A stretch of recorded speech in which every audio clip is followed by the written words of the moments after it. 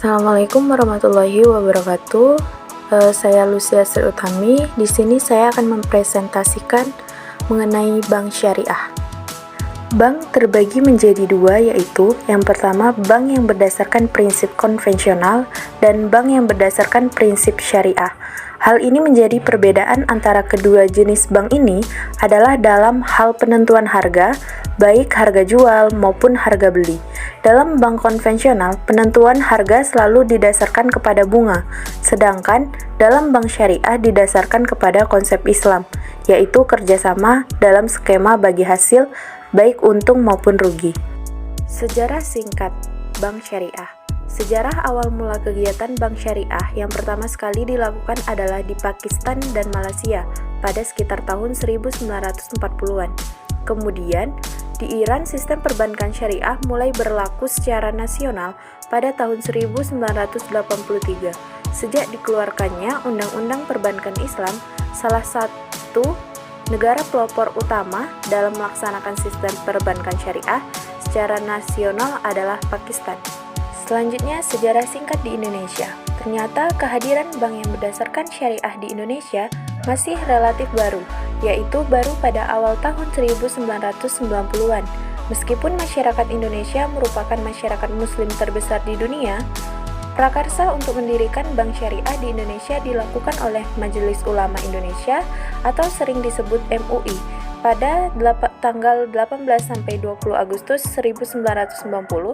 Namun diskusi tentang bank syariah sebagai basis ekonomi Islam sudah mulai dilakukan pada awal tahun 1980.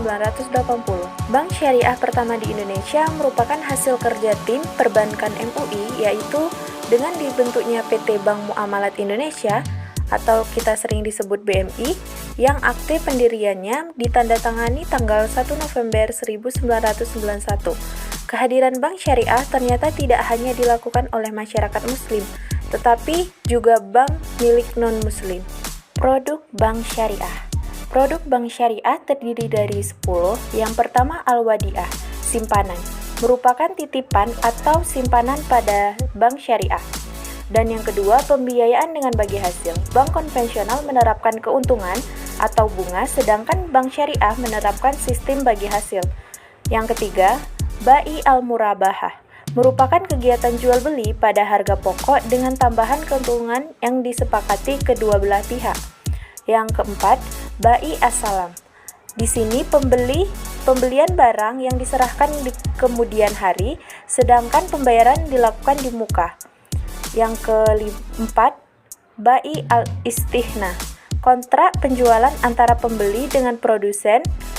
Kedua belah pihak harus saling menyetujui atau sepakat.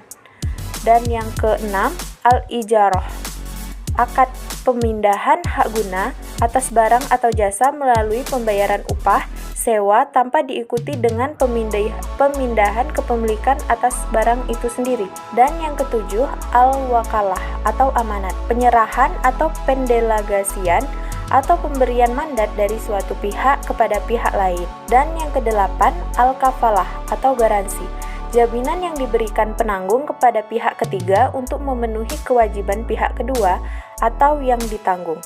Dan yang kedelapan, Al-Hawalah, pengalihan hutang dari orang yang berhutang kepada orang lain wajib menanggungnya.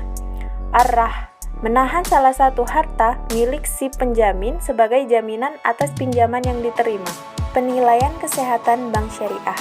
Penilaian kesehatan bank di samping dilakukan untuk bank konvensional juga dilakukan untuk bank syariah, baik untuk bank umum syariah maupun bank pengkreditan rakyat syariah.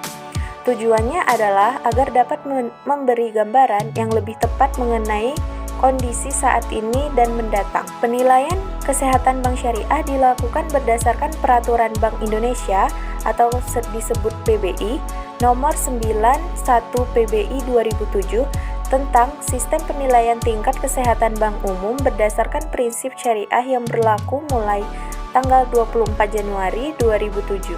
Dan selanjutnya, faktor-faktor bank umum syariah. Yang pertama, permodalan, dan yang kedua, kualitas aset, dan yang ketiga, rentabilitas, dan yang keempat, likuiditas, yang kelima, sensitivitas terhadap resiko pasar, dan yang keenam, manajemen. Baiklah, itu adalah penjelasan mengenai bank syariah. Mohon maaf bila terjadi kesalahan. Saya tutup. Wassalamualaikum warahmatullahi wabarakatuh.